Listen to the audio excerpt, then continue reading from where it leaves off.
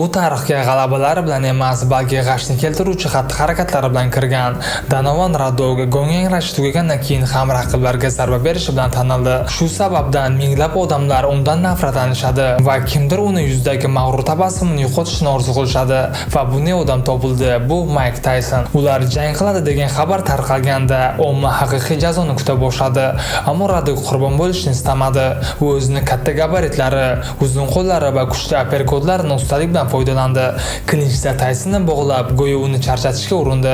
Ayrimlarga shunday tuyuldiki, go'yo kanadalik Temir Maykka qarshi kurashni retseptini topgan, ammo aynan shu cheklanmaganlik hissi uni halokatga yetakladi. Bu vaziyatda Radog Taysonni turtib yubordi, go'yo uni haqorat qilgandek. Bir necha soniya o'tgandan keyin dunyo tubdan o'zgardi. Mayson dahshatli huk urib kanadalikni yerga yiqitdi.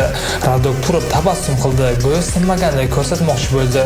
Ammo Mayk hujumni davom ettirdi va keyingi zarbalar seriyasi uni ishonchini ham, yuzidagi tabassumini ham abadiy yo'q qildi. Do'stlar, kanalimizda Mike Tyson muxlislari ko'pmi yoki o'zbek Taysonni kommentariyaga yozib qoldiring.